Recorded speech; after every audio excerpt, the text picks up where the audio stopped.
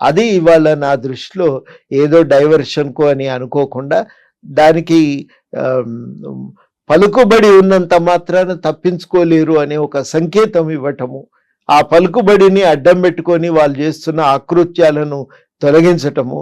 ప్రభుత్వం దృష్టిలో అందరూ సమానమే, రక్షణ కల్పించే విషయంలో కానీ, తప్పు చేసినప్పుడు శిక్షించే విషయంలో కానీ, కులం కానీ, మతం కానీ, లింగము కానీ, ఆర్థిక హోదా, స్తోమత కానీ అవి మాకు అడ్డం రావు అని ప్రభుత్వం స్పష్టం చేయవలసిన అవసరం ఉంది. ఆ పని చేయగలిగారు. నా దృష్టిలో అది ఒక భాగము, జరగవలసిన పని. పట్టణంగా మిగిలాలంటే అది జరగాలే, తప్పదది. ఆ పని జరుగుతుంది. జరుగుతున్నందుకు మనం సంతోషిస్తూ ఇంకా చేయవలసిన పనులు ఏమన్నా ఉంటే వాటి మీద మనం దృష్టి పెట్టాలి. సో అంతా సమానమే అనేటువంటి ఆ దృక్కోణం అనేది ఇప్పటికీ కొనసాగుతుంది అనుకుంటున్నారు సార్? ఎందుకంటే కన్వెన్షన్ ని కూల్చేశారు, సడన్ గా వెళ్ళిపోయారు, అది కోర్టులో కేసు ఉంది అనుకున్న తర్వాత ఇప్పుడు సడన్ గా సరికొత్తగా ఇంకొక అంశాన్ని తీసుకుని వచ్చారు. గతంలో ఆల్రెడీ కట్టి ఉన్న వాటిని మేము కూల్చాము, ఇప్పుడు కట్టాలనుకుంటున్న వాటిని ఎవరైతే పర్మిషన్స్ కోసం వచ్చారో వాటిని మాత్రం మేము అడ్డుకుంటాము అనే మాట. సో నివాసం ఉన్న వాటిని కూల్చము అన్నప్పుడే అక్కడే అర్థమైపోతోంది కదా సార్ అసలు చిత్తశుద్ధి అనేది. నివాసము ఉన్న వాటిని కూల్చము అని అంటలేరు, దానికి నోటీసులు, వాళ్ళు ఖాళీ చేయటానికి అవకాశాలు కొంత చేయవలసి ఉంటుంది. ఇవాళ చొరబడి కడతా ఉన్నప్పుడు మరి ఇప్పుడే మనం అడ్డుకోగలిగితే సులువైతుంది కదా. కాబట్టి ఇప్పుడున్న వాటిని తొలగించడానికి ఎవరికి ఇబ్బంది ఉండదు, తక్షణం ప్రాణ నష్టం కానీ ఆస్తి నష్టం కానీ ఉండదు.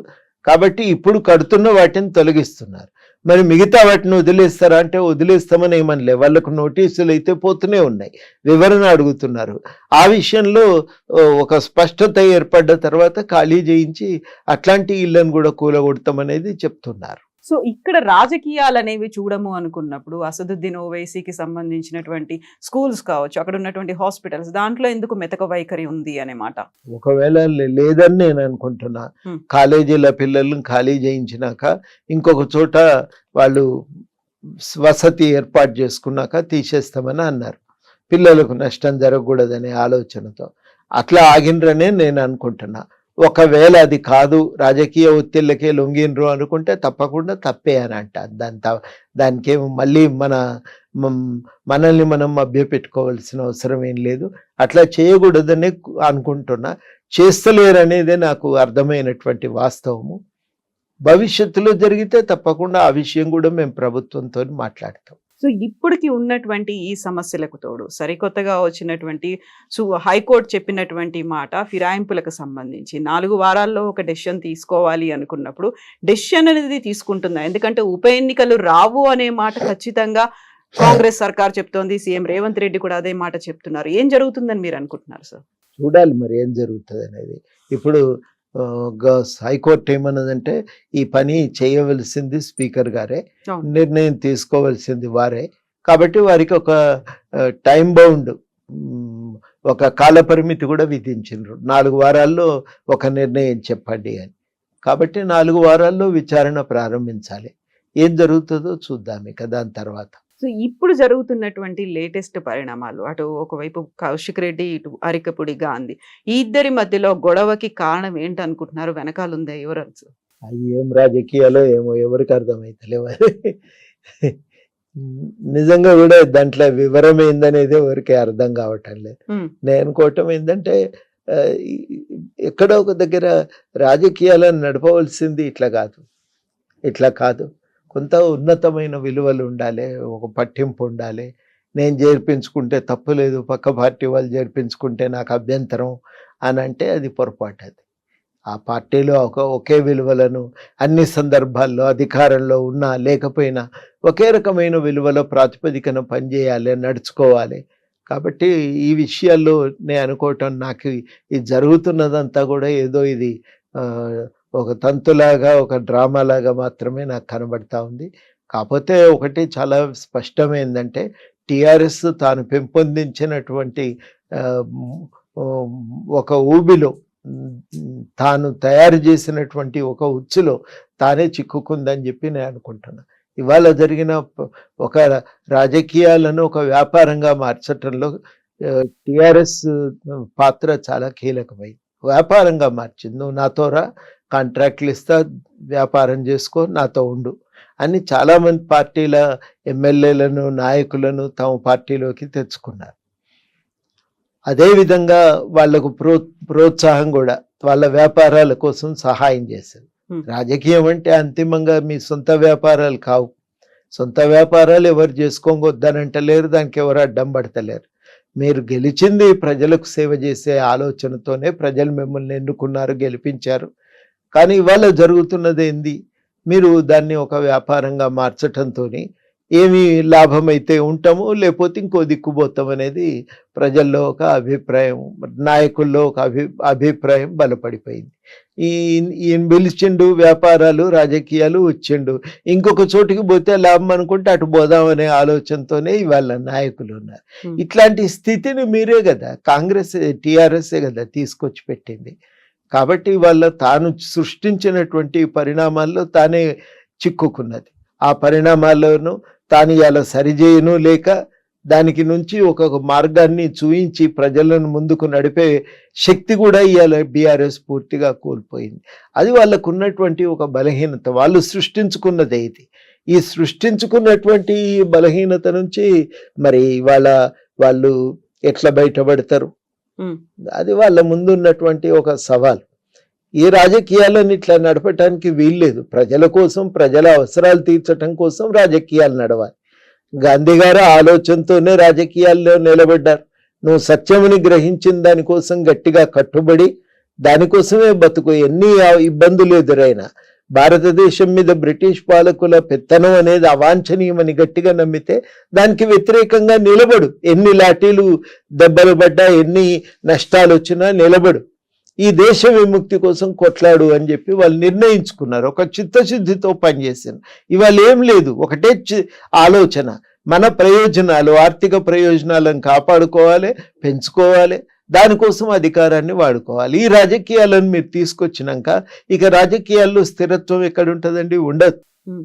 ఉండదు కదా. ఎంతసేపటికి నీరు పళ్ళ మెరుగునన్నట్టు నీ ప్రయోజనాలను వెతుక్కుంటూ ప్రయాణం అన్నా చేస్తూ ఉంటావు. లేకపోతే ఎందుకైనా మంచిది మనం కూడా అధికారంలో ఉంటే ఏ ఇబ్బందులు ఉండవేమో అనే ఆలోచనతో కూడా పోవచ్చు. మొత్తానికి జరుగుతున్నది అది జరుగుతుండటం వల్లనే ఇవాళ ఈ రాజకీయమైనటువంటి ఈ గందరగోళం, టీఆర్ఎస్ సృష్టించిన గందరగోళం నుంచి ఇవాళ ఈ పరిణామాలన్నీ చోటు చేసుకుంటున్నాయి. తెలంగాణ ఉద్యమ నేపథ్యంలో కూడా బీఆర్ఎస్ పార్టీ, అప్పటి టీఆర్ఎస్ పార్టీ పదే పదే చెప్పింది, సమైక్య రాష్ట్రంలో మా పార్టీ ఎమ్మెల్యేలనే మీరు ఫిరాయింపులకు ప్రోత్సహించిందే కాంగ్రెస్ పార్టీ అనేది. ఆ టైంలో టీఆర్ఎస్ పార్టీలో గెలిచినటువంటి ఎమ్మెల్యేలను కొనుక్కున్నారు, వాళ్ళకి ప్రలోభ పెట్టారు అనే మాట. ఉద్యమం అయిపోయింది, తెలంగాణ రాష్ట్రం వచ్చింది, ఇప్పటి నుంచి టీఆర్ఎస్ పార్టీ ఫక్తు రాజకీయ పార్టీగా మారింది అనుకున్నప్పుడు, సో ఇలాంటి ప్రలోభాలు కావచ్చు, లేకుంటే ప్రభుత్వానికి ముప్పు కలుగుతుంది అనుకున్నప్పుడు ఖచ్చితంగా అలాంటి పని చేయాల్సి వచ్చింది. అందులోనూ చట్ట వ్యతిరేక పని ఏం కాదు, వాళ్ళంతర వాళ్ళు వచ్చారు కాబట్టి జాయిన్ చేసుకున్నాము అనే ఒక మాట. అది ఇవాళ ఆ పరిస్థితి ఒకటి. అంటే ఎప్పుడైతే ఒక రాజకీయ అస్థిరత తలెత్తుతుందో ఇక సహజమే, ఇక దాని నుంచి నువ్వు ఇక ఈ వేట మొదలవుతుంది. ఇక ఏ నాయకులు ఎటు పోతారు, ఏ పార్టీలో చేరుతారు అని సహజంగానే ఒక పోటీ తత్వం. నా దగ్గరికి ఉంటే నాకు లాభం, వాళ్ళ దగ్గరికి పోనీయొద్దు, వాళ్ళు బలపడితే మనకు రాజకీయంగా నష్టము అని, అది ఇవాళ తలెత్తుతున్నటువంటి పరిస్థితి. ఈ పరిస్థితి బయటపడటానికి ముందు టీఆర్ఎస్ తన రాజకీయాలను మార్చుకోవాలి. మనం ఒక విలువ కట్టుబడి నిలబడి ప్రజల కోసం ఒక పని చేద్దామనే ఒక తాపత్రయం ఉంటే, ప్రజా సంక్షేమమే మాకు పరమావధి అనేటువంటి అభిప్రాయం కనుక పెంపొందితే అప్పుడు ఈ గందరగోళం పోతుంది, తెల్లారికల్లా తుడిచిపెట్టుకపోతుంది. ఆ గందరగోళాన్ని తీసుకొచ్చింది బీఆర్ఎస్.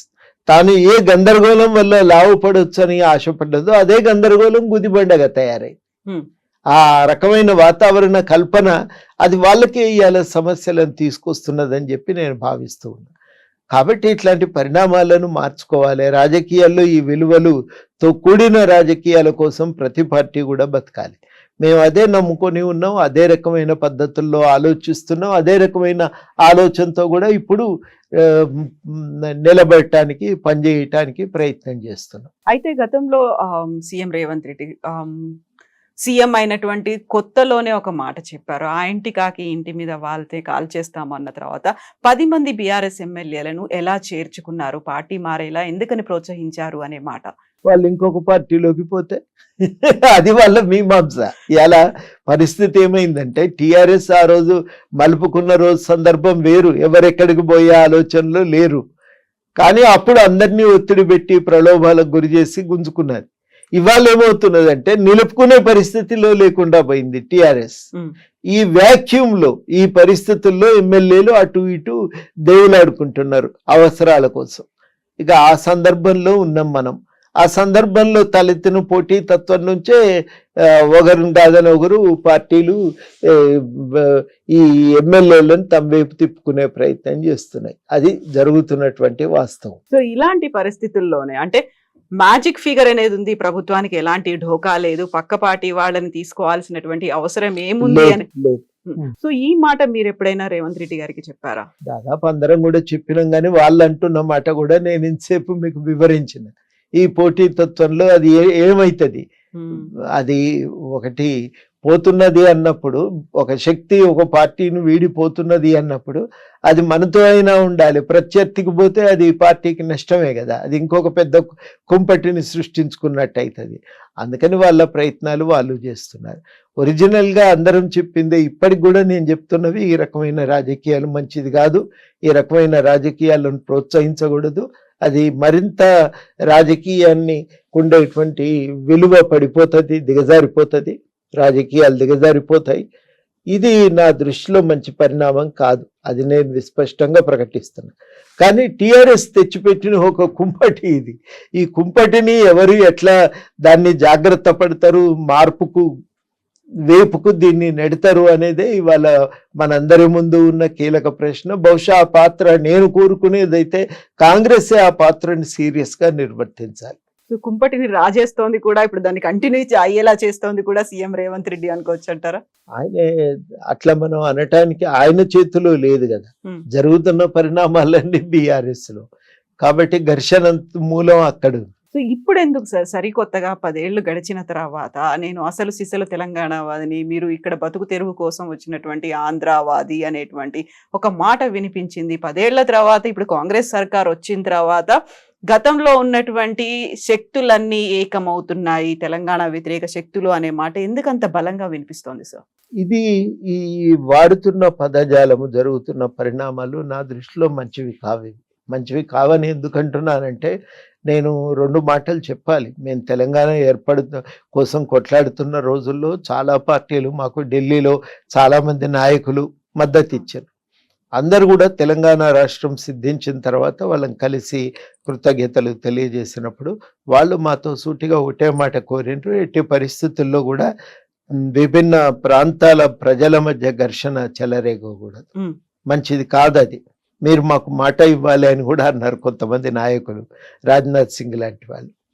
సరే, మేము ఆ రోజు రాజ్నాథ్ సింగ్ గారికి మాట ఇచ్చినాం, జరగనీయం మేమైతే, మీరు ఆ అనుమానం అవసరం లేదు అని వివరణిస్తే, నాకు అవన్నీ చెప్పకు, జరుగుని ఆపుతారా లేదా అని అన్నాడు. ఆపుతాం సార్ అన్నాను.